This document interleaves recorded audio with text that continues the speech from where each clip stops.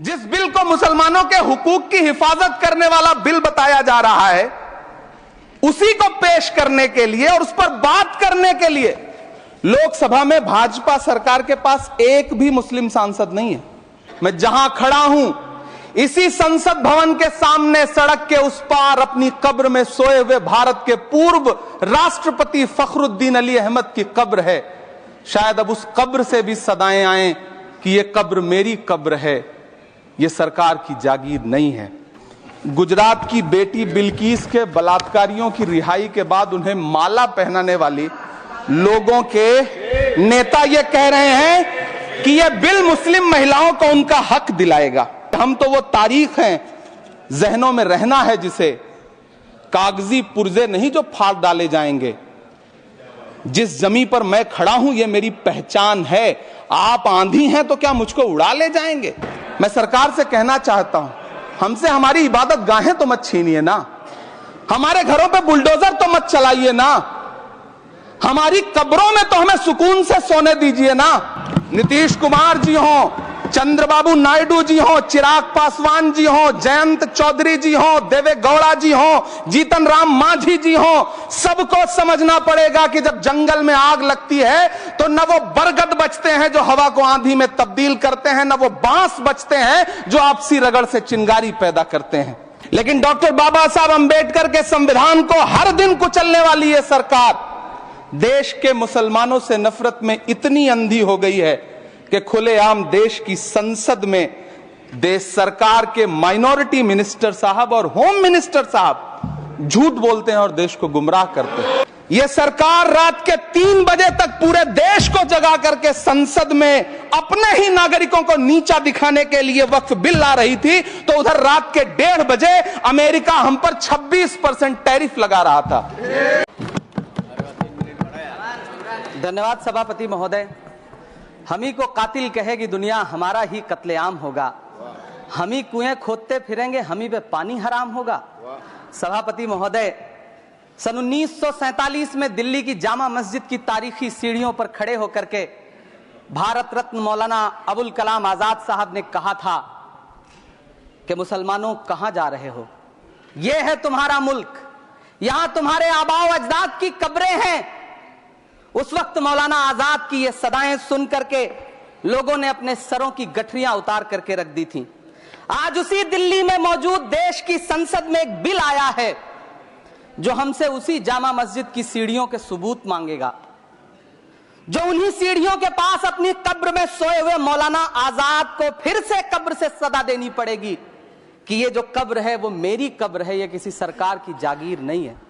सभापति महोदय, मैं जहां खड़ा हूं, इसी संसद भवन के सामने सड़क के उस पार अपनी कब्र में सोए हुए भारत के पूर्व राष्ट्रपति फखरुद्दीन अली अहमद की कब्र है। शायद अब उस कब्र से भी सदाएं आए कि यह कब्र मेरी कब्र है, यह सरकार की जागीर नहीं है। सभापति महोदय, मैं वक्फ कानूनों में किए जा रहे संविधान विरोधी बदलावों के खिलाफ बोलने के लिए खड़ा हुआ हूं। संविधान का आर्टिकल 14 हो, 29 हो, 30 हो, चीख चीख कर कहता है कि देश में सब बराबर के हकदार हैं। आर्टिकल 26 कहता है कि सबको अपने अपने मजहबी कामों के लिए मंदिर, मस्जिद, गिरजाघर, गुरुद्वारों का निर्माण करने का हक है और उसका रखरखाव का भी हक है। लेकिन डॉक्टर बाबा साहब अंबेडकर के संविधान को हर दिन कुचलने वाली यह सरकार देश के मुसलमानों से नफरत में इतनी अंधी हो गई है कि खुलेआम देश की संसद में देश सरकार के माइनॉरिटी मिनिस्टर साहब और होम मिनिस्टर साहब झूठ बोलते हैं और देश को गुमराह करते हैं। झूठ शब्द असत्य बोलते हैं। सरकार ने इस बिल का नाम उम्मीद रखा है। मंत्री जी कल से इसे देश के मुसलमानों के लिए नई उम्मीद बता रहे हैं। नहीं मंत्री जी, न तो यह बिल मुसलमानों के लिए नई उम्मीद है और न ही उम्मीद की नई किरण। सभापति महोदय, भाजपा ने पूरे देश में वक्फ के नाम पर कई सारे झूठ फैलाए हैं। आइए आज उनकी सच्चाई पर बात करते हैं। वक्फ ट्रिब्यूनल को ऐसे बताया जाता है जैसे वक्फ ट्रिब्यूनल कोई मजहबी खाप पंचायत हो। सभापति महोदय, जबकि सच्चाई यह है कि वक्फ ट्रिब्यूनल भी तो सरकारी न्यायिक विभाग है, जिसमें सरकार द्वारा नियुक्त जज होते हैं, जिसमें प्रशासनिक अधिकारी होते हैं, कहीं ऊपर से थोड़ी आ गए। सभापति महोदय, देश के गृह मंत्री जी ने इसी सदन में कहा कि वक्फ ट्रिब्यूनल के फैसले के खिलाफ कोई कोर्ट नहीं जा सकता, जबकि सच यह है कि वक्फ एक्ट 1995 की धारा 83(9) के तहत हाई कोर्ट वक्फ ट्रिब्यूनल के फैसले की न सिर्फ समीक्षा कर सकता है बल्कि उसे बदल भी सकता है। सच तो यह है कि वक्फ बोर्ड खुद अपनी जमीनों के लिए कई सारी कोर्ट में मुकदमे लड़ रहा है। सभापति महोदय, दिल्ली की जिन 123 संपत्तियों को लेकर कल माइनॉरिटी मिनिस्टर, होम मिनिस्टर साहब और अभी आदरणीय नेता सदन बात कर रहे थे, आइए उनकी सच्चाइयों पे भी बात करते हैं।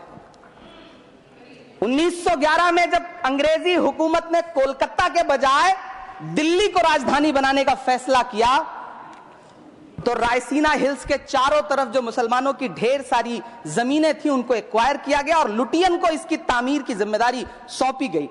सेंट्रल विस्टा की तरह लुटियन जोन का मेगा प्लान तैयार हुआ, लेकिन उस वक्त के मुसलमानों ने उस वक्त की अंग्रेजी हुकूमत से अपनी इबादत गाहों को बचाने के लिए लड़ाई लड़ी।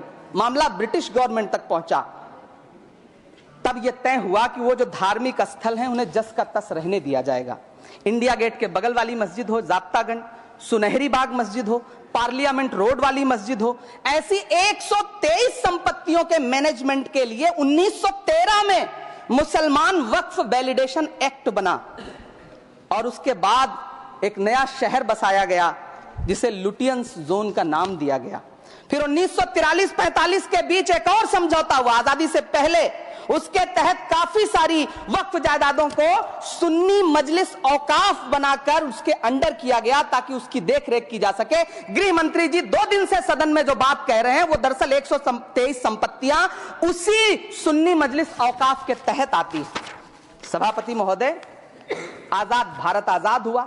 आजादी के बाद भारत में 1954 में वक्फ एक्ट लागू हुआ, जिसकी धारा 9 के तहत 1964 में केंद्रीय वक्फ काउंसिल का गठन हुआ। दिल्ली की वही 123 प्रॉपर्टीज को 1970 में सर्वे गजट करके गजट नोटिफाई किया गया। इसके निपटारे के लिए पूर्व प्रधानमंत्री इंदिरा जी के द्वारा 1974 में एक बर्नी कमेटी बनाई गई। बर्नी कमेटी ने 1976 में इन 123 संपत्तियों को दिल्ली वक्फ बोर्ड की संपत्ति होने की रिपोर्ट सौंपी। उस रिपोर्ट के आधार पर 1984 में कांग्रेस सरकार ने उन 123 प्रॉपर्टीज को दिल्ली वक्फ बोर्ड को सौंपने का फैसला किया, जिसके खिलाफ विश्व हिंदू परिषद कोर्ट गई। मामला 2011 तक पेंडिंग रहा। फिर 2011 में कोर्ट ने सरकार को आदेशित किया कि इसका निपटारा करो। तब 2013 में तत्कालीन यूपीए सरकार ने दिल्ली की उन्हीं 123 जायदादों को बर्नी कमेटी की सिफारिशों के मुताबिक वक्फ बोर्ड के हवाले किया। यही वो प्रॉपर्टीज हैं जिनके नाम से गृह मंत्री जी कल से कांग्रेस को कोस रहे हैं। फिर आई 2014 में भाजपा की सरकार, जो तब से इन जमीनों को हड़पने की साजिश कर रही है। जिस बिल को मुसलमानों के हुकूक की हिफाजत करने वाला बिल बताया जा रहा है, उसी को पेश करने के लिए और उस पर बात करने के लिए लोकसभा में भाजपा सरकार के पास एक भी मुस्लिम सांसद नहीं है। जिस वक्त, मैं लोकसभा कह रहा हूं, सुना करिए, जिस वक्फ बिल को मुस्लिम महिलाओं को हक दिलाने वाला बताया जा रहा है, उसे संसद में पेश करने वाली पार्टी के पास न तो राज्यसभा में, न लोकसभा में, न देश की किसी विधानसभा में एक भी मुस्लिम महिला सदस्य नहीं। कल किरण रिजिजू जी कह रहे थे कि रेलवे की जमीनें देश की जमीनें हैं, डिफेंस की जमीनें देश की जमीनें हैं। हां मंत्री जी, हैं, बिल्कुल हैं। ये जो वक्फ की जमीनें हैं, ये हमारे पुरखों ने धार्मिक कामों के लिए डोनेट किया है, तो हम भी तो इसी देश के नागरिक हैं, हम भी तो इसी देश के बेटे हैं, तो वक्फ की जमीनें भी तो इसी देश की जमीनें हैं। उनको पराया क्यों बोलते हैं आप? सभापति महोदय, अशफाकुल्ला खान जब फैजाबाद की जेल में फांसी के फंदे पर झूल रहे थे तो इसी देश की जमीन के लिए झूल रहे थे ना। सभापति महोदय, अंडमान की जेल में काला पानी की सजा काटकर अपनी जान देने वाले मौलाना फजले हक खैराबादी हो या शेर खान अफरीदी हो, वो भी तो इसी जमीन के लिए अपनी जान दे रहे थे ना। सभापति महोदय, पाकिस्तान के खिलाफ लड़ते हुए अपनी जान देने वाले महावीर चक्र विजेता ब्रिगेडियर उस्मान हो या पाकिस्तान के पैटर्न टैंक उड़ाने वाला परमवीर चक्र विजेता वीर अब्दुल हमीद हो, वो भी तो इसी जमीन के लिए अपनी जान दे रहा था ना। और मंत्री जी, मैं इस सदन में अलल ऐलान ये कहता हूं कि जब भी इस देश की जमीन को लहू की जरूरत होगी, आपसे 2 कदम आगे इमरान खड़ा मिलेगा। ये मैं आपसे यकीन दिलाते हुए कह रहा हूं। सभापति महोदय, मैं सरकार से कहना चाहता हूं, हमसे हमारी इबादत गाहें तो मत छीनिए ना, हमारे घरों पे बुलडोजर तो मत चलाइए ना, हमारी कब्रों में तो हमें सुकून से सोने दीजिए ना। सभापति महोदय, माइनॉरिटी मिनिस्ट्री का बजट कट करके, मुस्लिम बच्चों की स्कॉलरशिप बंद करके अब सरकार कह रही है कि हम वक्फ की आमदनी से गरीब मुसलमानों का भला करेंगे। गुजरात की बेटी बिल्किस के बलात्कारियों की रिहाई के बाद उन्हें माला पहनाने वाले लोगों के नेता ये कह रहे हैं कि यह बिल मुस्लिम महिलाओं को उनका हक दिलाएगा। धन्यवाद मोदी जी, क्या बढ़िया सौगातें मोदी दे रहे हैं आप। पहले हमें गुजराते मोदी दिया, आप सौगातें मोदी दे रहे हैं। लेकिन यह सरकार इतना याद रखे कि इसी ठसक के साथ देश की संसद में सीए का कानून भी लाया गया था और कहा गया था बड़े बड़े भाषण देकर के कि पड़ोसी देशों से हिंदू भाइयों को ला करके यहां नागरिकता दी जाएगी। लेकिन मैं आपके संज्ञान में लाता हूं सर कि पिछले इतने दिनों में इनसे नागरिकता लेने के लिए 2000 व्यक्ति भी नहीं आए, जबकि इसके उलट इन्हीं की सरकार में पिछले 10 साल में 15 लाख से ज्यादा भारतीयों ने भारत की नागरिकता छोड़ करके दूसरे देश में जाकर के बस गए। यह हुआ उस कानून का अंजाम। सभापति महोदय, इसी तरह की जिद के साथ किसानों के खिलाफ भी कानून लाए गए थे। जिस तरह आज वक्फ के फायदे गिनाए जा रहे हैं, उसी तरह से किसानों को भी कृषि कानूनों के फायदे गिनाए गए थे। लेकिन अंजाम क्या हुआ? 700 किसानों की शहादत लेने के बाद सरकार को अन्नदाता किसानों के सामने घुटने टेकने पड़े और कृषि कानून वापस लेने पड़े। जिल्ले इलाही, जमहूरियत जो है वो नफरत और ठसक से नहीं चलती है, अकड़ से नहीं चलती है, उसमें सबकी हिस्सेदारी जरूरी है। कल देश के माइनॉरिटी मिनिस्टर ने लोकसभा में खड़े होकर एक शेर सुनाया था कि मुझसे कोई बदगुमान न हो, तो मैं उन्हें एक शेर सुनाना चाहता हूं कि मैं आज जद पे हूं तो इतना खुशगुमान न हो, मैं आज जद पे हूं तो इतना खुशगुमान न हो, चराग सबके बुझेंगे हवा किसी की नहीं। नीतीश कुमार जी हो, चंद्रबाबू नायडू जी हो, चिराग पासवान जी हो, जयंत चौधरी जी हो, देवे गौड़ा जी हो, जीतन राम मांझी जी हो, सबको समझना पड़ेगा कि जब जंगल में आग लगती है तो न वो बरगद बचते हैं जो हवा को आंधी में तब्दील करते हैं, न वो बांस बचते हैं जो आपसी रगड़ से चिंगारी पैदा करते हैं। सभापति महोदय, जब देश को मनमोहन सिंह साहब जैसा काबिल प्रधानमंत्री मिलता है तो देश को आरटीआई जैसा एक्ट मिलता है, सेज जैसा एक्ट मिलता है, मनरेगा जैसा एक्ट मिलता है, लिबरलाइजेशन मिलता है, राइट टू एजुकेशन मिलता है, नेशनल फूड सिक्योरिटी एक्ट मिलता है।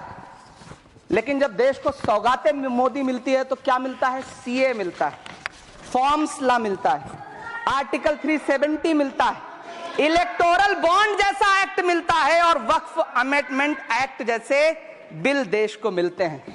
मुझे तो अपने हमवतन भाइयों से पूछना है कि आपको अपने बच्चों की तरक्की, खुशहाली और नौकरी की दरकार है या फिर मुसलमानों की दान की गई जमीनों को लूटकर धन्ना सेठों को देने की साजिश करने वाले कानून की?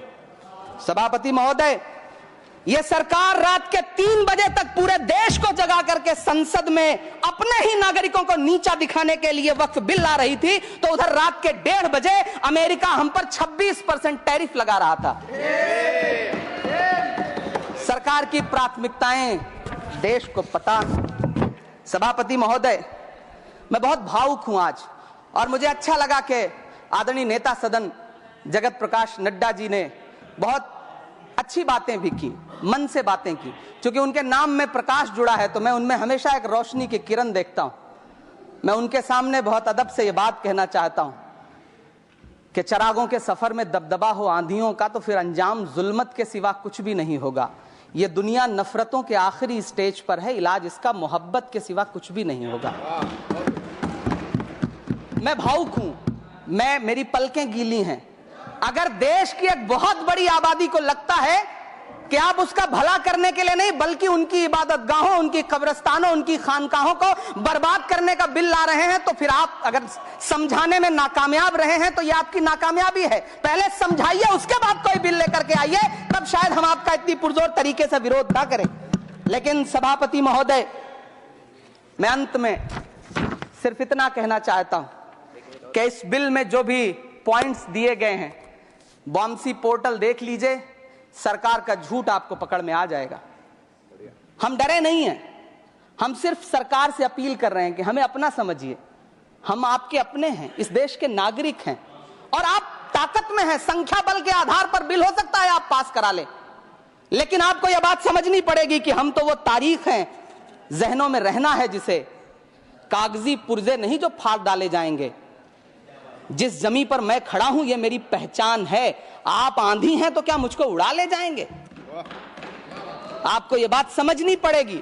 आपको अगर इतना विपक्ष की तरफ से पहले जेपीसी में इतने सारे पॉइंट्स आए और उसके बाद कल से लोकसभा में और राज्यसभा में सुझाव आप सुनने को तैयार नहीं है, लोगों की शंका को दूर करने के बारे में आप बिल्कुल सोच नहीं रहे, बस आप कह रहे हैं यह बिल उम्मीद की नई किरण है। नहीं साहब, इसे भले किरण जी लेके आए हैं, लेकिन ये उम्मीद की नहीं बल्कि नाउम्मीदी की किरण है। और इस देश की एक बहुत बड़ी आबादी इस बात से खदशे में है, शक में है कि आप सीधे उनकी जमीनों को लूट करके धन्ना सेठों को बेचना चाहते हैं। मेरी अब भी आपसे अपील है कि इस बिल को वापस लीजिए। यह बिल कहीं से आपके अपने नागरिकों के लिए अच्छा नहीं है। यह बिल सिर्फ इस देश के मुसलमानों को नीचा दिखाने का और अपने एक ऐसे मतदाता वर्ग को खुश करने का बिल है जिनको इस बिल के पास हो जाने से कुछ मिलेगा भी नहीं, लेकिन आप एक नैरेटिव देना चाहते हैं, एक मैसेज देना चाहते हैं। मेरी आपसे अपील है कि कृपया ये जो सबका साथ सबका विकास का नारा है, इस नारे को रत्ती भर तो चरित्रार्थ कर दीजिए। बहुत बहुत धन्यवाद।